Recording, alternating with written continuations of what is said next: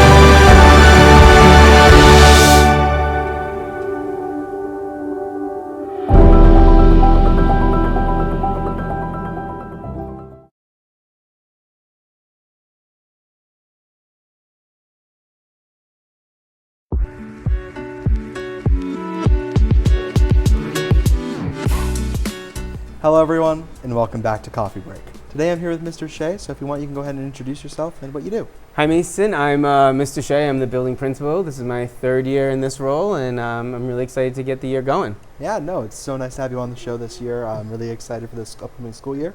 And so, I'm going to go ahead and kind of get into it a little bit. Absolutely, let's go. So if you would like, could you tell me just a little bit more about the process of opening up the school for the year? Yeah, there's two processes. There's the physical process of opening the school building. That's the hard work that our custodians, facilities, maintenance team does. And you'll notice there was some painting of the building, new speaker systems.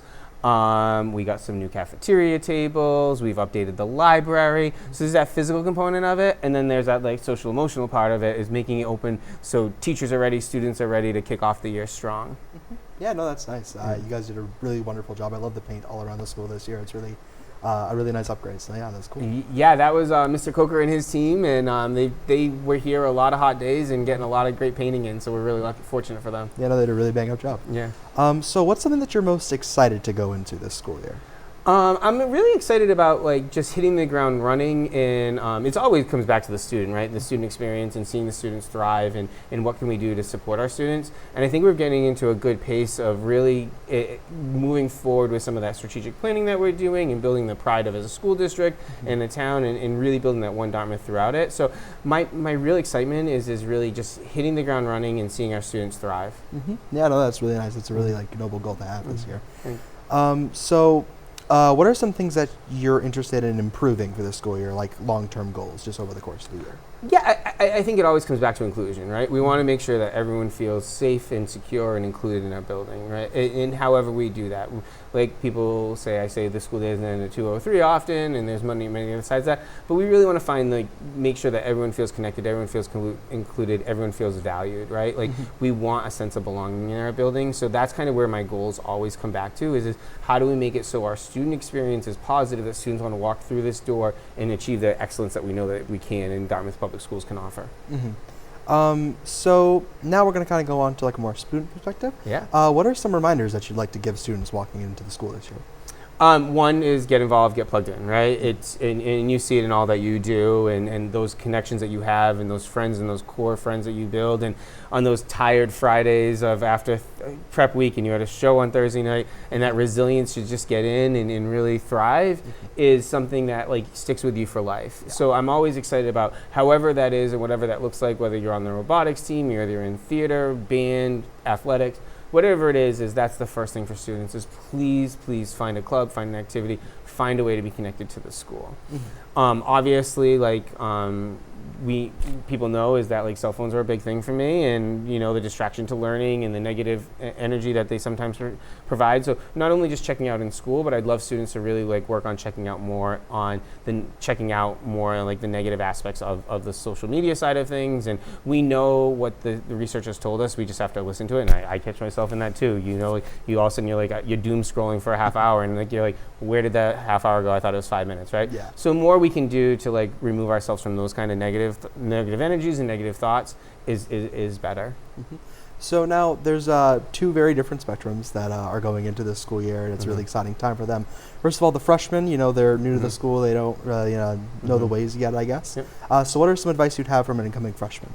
So incoming freshman is that connect to your teachers right away, right? Because once you build that relationship with your teachers, they know that you're giving those extra works, right? Like we have extra help on Tuesdays and Thursdays, which is a really good opportunity. Schedule your pace properly.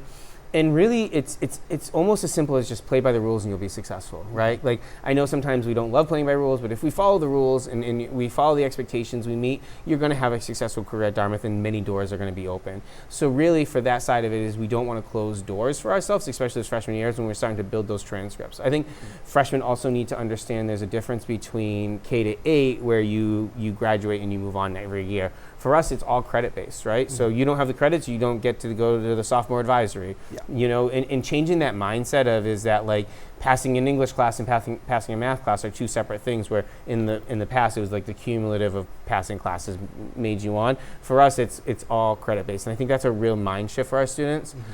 And the third one is understand and respect the independence we give you, but know that you now have to start building yourself to be more independent and understand like what you need in those structures you need.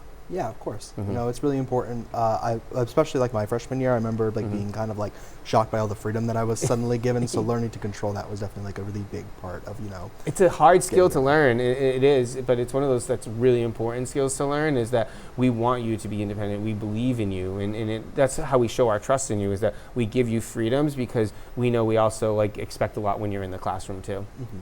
So now to go on the opposite end of that spectrum, seniors, it's their last year of high school. It's a really big time for them. So what's something that you would give to a senior this year?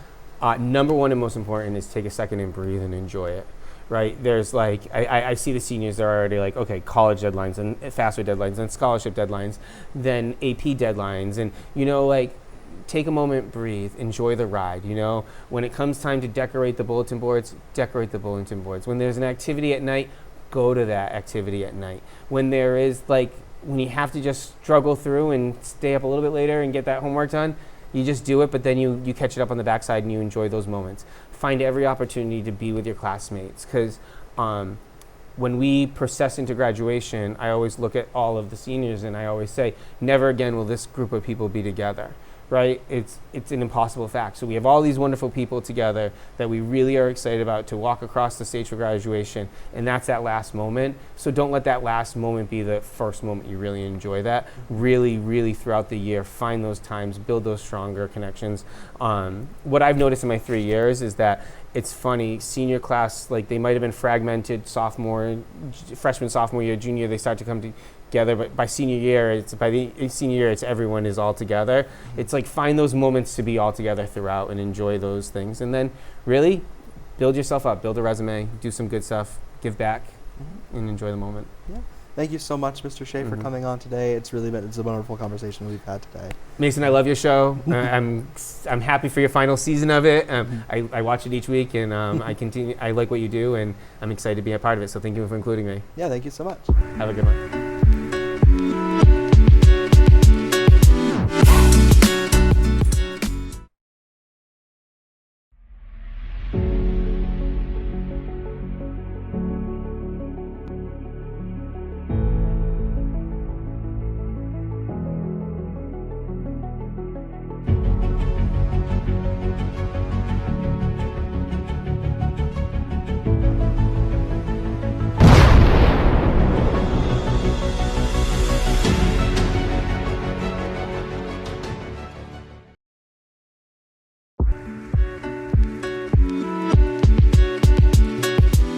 Hello and welcome back. As we close out today's show, I'd like to thank Mr. Shea for coming on and speaking with us. I also want to wish everyone watching an easy transition back to school over the coming weeks. I've been your host, Mason Langlois, and I'll see you next time on Coffee Break.